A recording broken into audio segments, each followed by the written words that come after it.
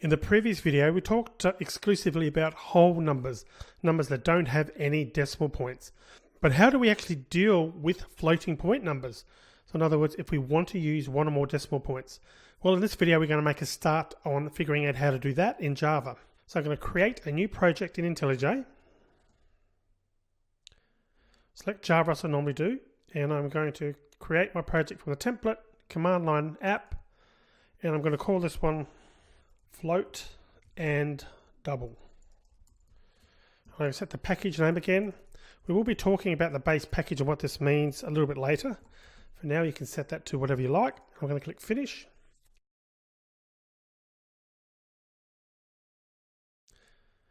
Okay, so how do we go about dealing with floating point numbers in Java?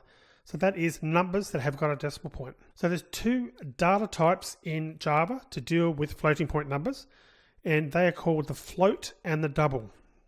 And the float is a single precision and double is double precision, unsurprisingly given the name. So essentially the double data type has got twice as much detail as the float. So let's start with an example. I'm going to type some code in just so we can compare what a floating point number does compared to a whole number. So I'm going to create an integer variable type, call it my int value.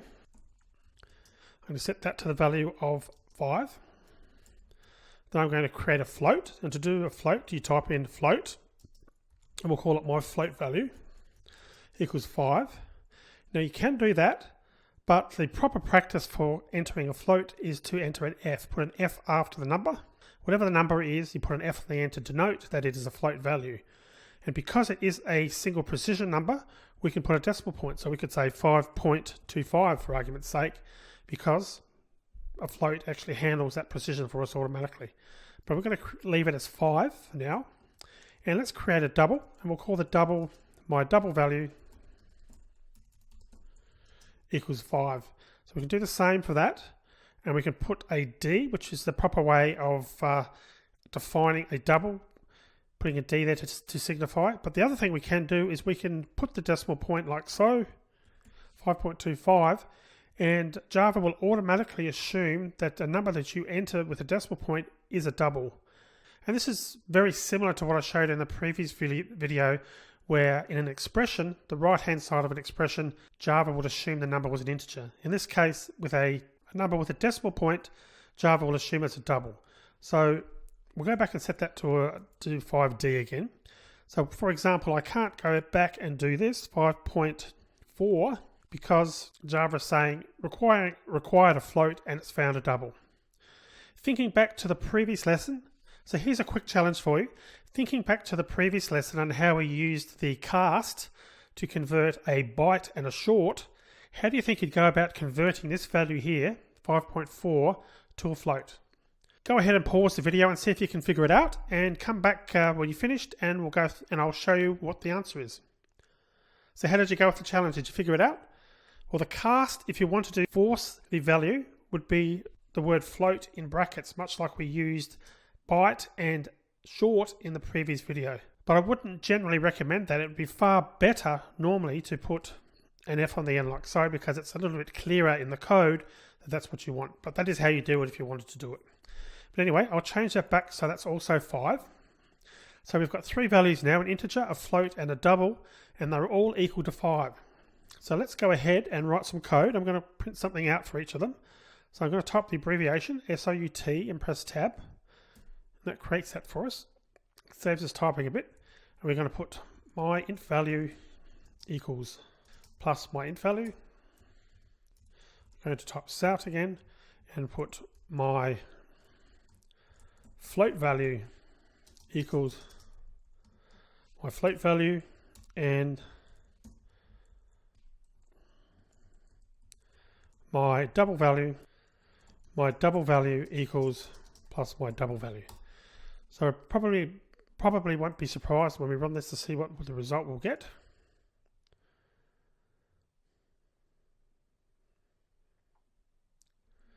And I'll just double click that, and we'll run it again. And you can see here to the right hand side, the values that my integer value was 5, but notice how the float value and the double value have got a 0.0 on the end of it. So it's actually stored it as 5.0, and that's because it's a floating point number.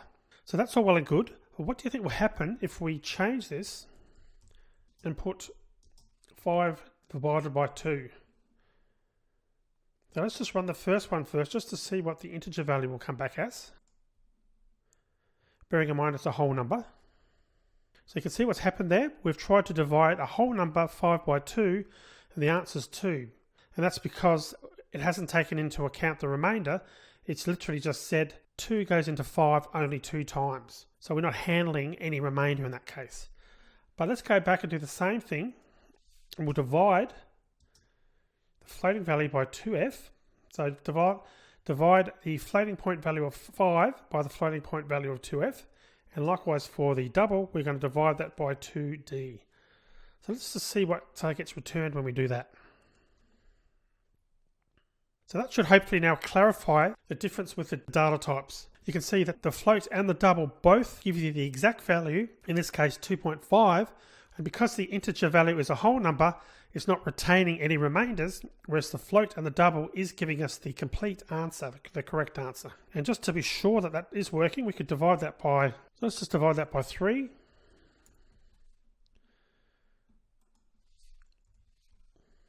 Run that again. Now, as you can see, the first one integer, there was only 3 goes into 5 only once, so it returned once. So a float has 7 decimal digits of precision. So that's numbers after the decimal point.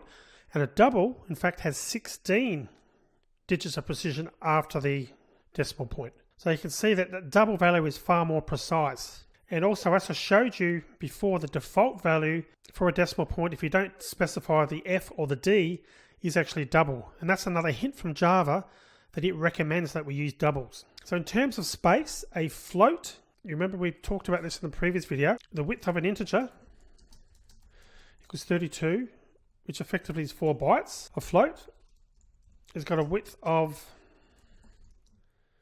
32 as well, which is equivalent to 4 bytes. Can you guess what the double will be? The width of a double equals 64, which takes up 8 bytes. So a double takes up twice the amount of memory that a float does, but with that said, there's still really compelling reasons to use a double whenever you're using a floating point number in Java. First reason is that double precision, which is the use of a double data type, is actually faster on many modern computers. And secondly, many inbuilt functions in Java, math functions that like sin and cos and so forth, they actually use doubles as their calculations. And you can understand why they want to do that, because it's more precise, there's more digits of precision. So that's really 3 reasons why you'd want to use it. The fact that the double is actually faster on modern computers. Also, the inbuilt functions in Java usually use a double. And thirdly, the double is far more precise. So it's actually, as you can see there, 16 units of precision compared to just 7. For that reason, I recommend using doubles. And from this point on in the course, I'm only going to be using doubles for mathematical calculations. So it's now time for another challenge. So the challenge is as follows.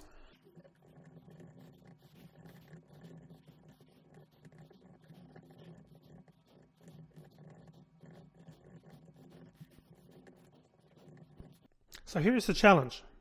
Convert a given number of pounds to kilograms. So the steps to take will be to create a variable to store the number of pounds. Secondly, you need to calculate the number of kilograms for the number entered above, and you need to store that in another variable. Thirdly, then print out the result using the system.out.println. And there's a note there that should help you a lot to figure out the conversion. The 1 pound is equal to 0.45359237 kilograms. So go ahead and try that now. Pause the video, see if you can figure that out. Come back when you're finished and start the video again, and I'll show you my solution. So how did you go? Did you figure it out? Let's make a start on it. So step 1, we need to create a variable to store the number of pounds. I'm going to call that double num pounds. And I'm going to make that equal to 200D, so it's 200 pounds. Next, we need to calculate the number of kilograms for the number of pounds, in this case 200, and store it in a variable. So we're going to do another one. We're going to put double, we'll call it converted kilograms equals. So our hint is that 1 pound is equal to 0.45359237 of a kilogram. So how would we go about that? Well, it's actually pretty straightforward. All we need to do is multiply the number of pounds by 0.45359237. Now you want to put a D on the end there just again to tell Java that this is a double, even though it would default to it anyway, but just to be clear. So we've now got our converted kilograms. Then we do a sysout kilograms equals plus converted kilograms. So now if we run that,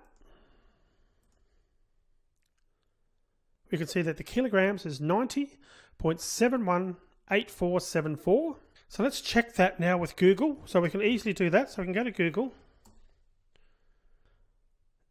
and that will actually tell us the answer. So 200 pounds is 90.7185. I'll just take a copy of that. So we go back to IntelliJ, and that was the result. 90.7185. In our case is 90.7184, but it's 847, so rounded up that would be 90.7185. So therefore our calculation is correct. So that's how you go about converting pounds to kilograms. And that in a nutshell is the float and the double for dealing with single and double precision numbers in Java. And just one last thing now, just to finish off. You remember in the previous video, we were able to use underscores when defining a literal value. So a literal value for a float or a double can be done the same way. So we could, for example, put double pi equals, now we could put 3.1415927 like so, or with a D to make it precise. But we could also put, if we wanted to, 141. So we could put numbers, define numbers like that with underscores if we wanted to make it clearer, or we of course can also put them before the decimal point. For example, 3 million. So in that case, the answer, the pi would be incorrectly specified as 3,000,000.1415927. So just wanted to make a point that you can use underscores to make your variables cleaner when you are setting a value as a literal. So that's it. We're now done with floats and doubles. In the next video, we're going to have a look at two other data types, namely the char and the boolean. I'll see you in that video.